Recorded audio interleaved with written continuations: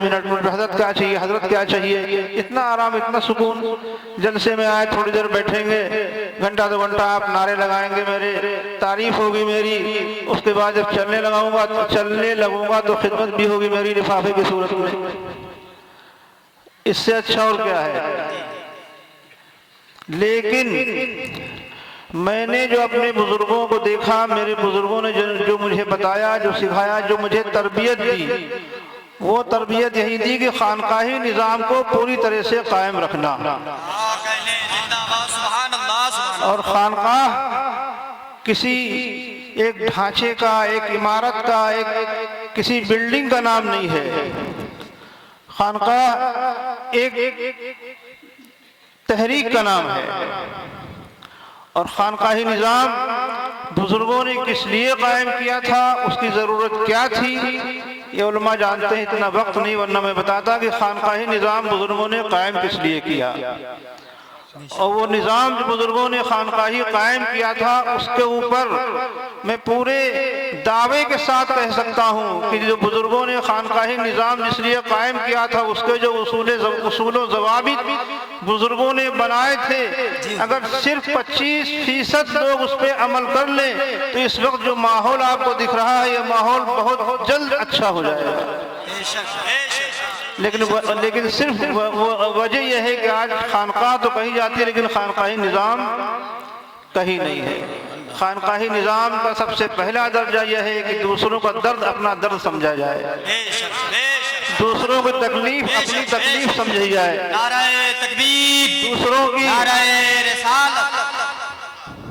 दूसरों की परेशानी अपनी परेशानी समझी जाए। आप देखिए बहुत से बुजुर्गों के वाक़यात इस तरह के मिल जाएंगे।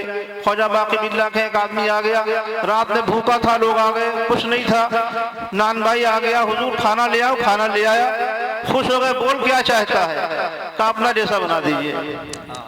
तो वो भूखे थे, भूखों को नान भाई ने खाना खिला दिया, उनकी परेशानी दूर कर दी, इतना खुश हो गए, मांग क्या मांगता, जो मांगने ले ले, अपने जैसा बना दीजिए। कहे मत मांग, का नहीं बनाइए। अंदर गए, बाहर आए, अपने हुजरे से देखा 2 बाकी बिल्ला चले आ रहे हैं, एक तो सही सलामत, एक लड़खड़ा रहे हैं।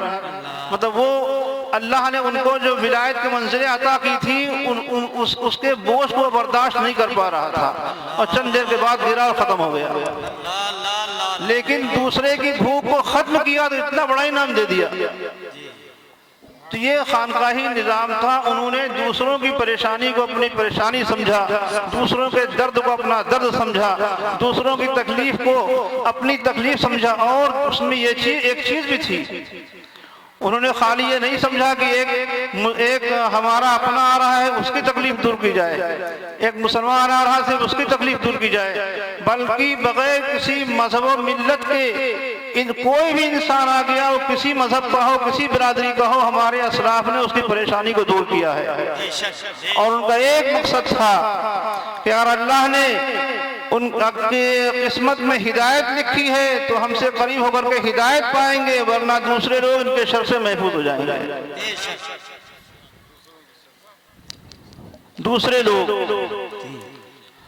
समझने की कोशिश करें, इनके शर से महफूज हो जाएंगे। और ऐसा मेरा तजर्बा इस बात का है, आज एक 2 बार नहीं, 12 का तजर्बा है कि बहुत से बिगड़े हुए लोगों के शर से लोग महफूज हुए। तो बुजुर्गों ने जो हमारे किया है, बुजुर्गों ने जो हमको सबक दिया है, दर्स दिया है, खानकाही निज़ाम कायम किया है, अगर कायदे से उसके ऊपर चला जाए। इसीलिए मैं बात लंबी हो गई, इतनी लंबी गुफ्तगू में करने के लिए बैठा नहीं, ना मैं कोई आलिम हूँ, ना कोई मैं कोई मुकर्रिर हूँ। इतने बड़े बड़े लोग यहाँ पे तशरीफ़ फरमा हैं। ये मुफ्ती नाज़िम अली साहब हमारी जमात के इतने बड़े आलिम दीन, मैंने तो सलार वहाँ पढ़ रहे थे, कुछ इनसे मैं तो इनको बहुत दिनों से जानता हूँ, मुफ्ती नाज़िम अली साहब को 20 साल से जानता हूँ। लेकिन इनका जो काम है, मैंने जो अंदाज़ा लगाया कि जो जिस तरह की इनकी सलाहियत है, जितने बड़े ये आलिम हैं, जो इनके अंदर अल्लाह ने इनको जो सलाहियतें दी हैं, उस तरह से इनका तारुफ नहीं है। मुफ्ती अबुल हसन साहब बैठे हुए, इनको भी मैं इनके मदरसे में 10-12 साल पहले शायद गया था, शायद वो बुनियाद रखने आए हैं, 2014 में इनके यहाँ बुनियाद इतने अच्छे आलिम हैं ये, और इतने बड़े मदरसे में पढ़ा रहे हैं। मुफ्ती नसीम साहब ही मुलाकात मेरी हुई शफिया के, इतने बड़े आलिम, बड़े बड़े उलमा इकराम, यहाँ दीगर बहुत से उलमा हैं जिनको मैं कुछ को जानता हूँ, कुछ को नहीं जानता हूँ। बहरहाल आलिम है इतना ही काफ़ी है, चाहे जानूँ चाहे ना जानूँ। तो सब यहाँ पे तशरीफ़ फरमा है। इन लोगों के सामने मैं अपनी बात कर रहा हूँ सिर्फ कि कुछ बोलना सूरज को चिराग दिखाने के मुतरादिफ है। तो बस इन लोगों की मोहब्बत है, इनकी अकीदत है, और इस जलसे में लोगों ने बुलाया। और इस जलसे का क्या नाम है? दारुल उलूम हबीबुर रज़ा, हुजूर मुजाहिद मिल्लत की तरफ मौसूम है ये। माशाअल्लाह, सुभान अल्लाह।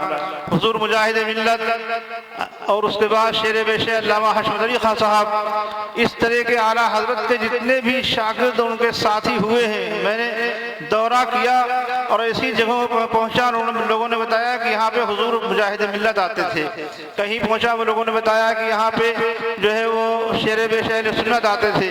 इस तरह से दीगर आला हजरत के खुलफा और उनके शागिर्द जाते थे। मैंने देखा कि इतना बड़ा इन लोगों ने काम किया है, इतना बड़ा काम किया है कि जितना एहसान उनको उनका माना जाए कम है। आज भी ऐसी जगह हैं जहाँ इन लोगों के कदम पड़े हैं, वह उन जगहों पे आज एक देवबंदी नजर नहीं आता है। और इन हजरात ने, चाहे हुजूर मुजाहिद मिल्लत हो, शेर बेशे अहले सुन्नत हो, और दीगर आला हजरत के शागिर्द और उनके खुलफा, जितना इन लोगों ने काम कर दिया है सुन्नियत का, आज हम लोग उसको बचा नहीं पा रहे हैं। सही हकीकत है ये। और बचा क्यों नहीं पा रहे हैं? वजह मालूम आपको? इसलिए नहीं बचा पा रहे हैं कि इन हजरात ने जो काम किया इखलास के साथ में किया। इनके दिल में खुरूज था कि हमें सुन्नियत का काम करना है, लोगों के अकायद ईमान को बचाना है। और आज हम लोगों का जाहिर सी बात है, हम तो जाते हैं, अगर बिस्तर अच्छा नहीं मिला तो नाराज हो गए, नारे ठीक से नहीं लगे तो नाराज हो गए, नाजिम ने अच्छे अलकाब आदाब से अगर हमें हमारा तारुफ नहीं कराया तो नाराज हो गए, अगर खाने में कहीं कुछ कमी हो गई, नमक ज्यादा फीका हो गया उस पर नाराज हो गए, चाय अगर बगैर शक्कर किया गई तो नाराज हो गए। जाहिर सी बात है, खुलूस कहाँ रह गया? तो ये सब चीज़ें हमें अपने अंदर खुलूस पैदा करना चाहिए और इन बुजुर्गों की ज़िंदगी को देखना चाहिए। बहुत दूर जाने की बात नहीं, सिर्फ इन बुजुर्गों को देखा जाए। हुजूर मुजाहिद मिल्लत है, हुजूर शेर बेशे अहले सुन्नत है, मलिकुल उलमा है, और इस तरह का और दीगर अल्लाह के खुलफा उनके शागिर्द हैं।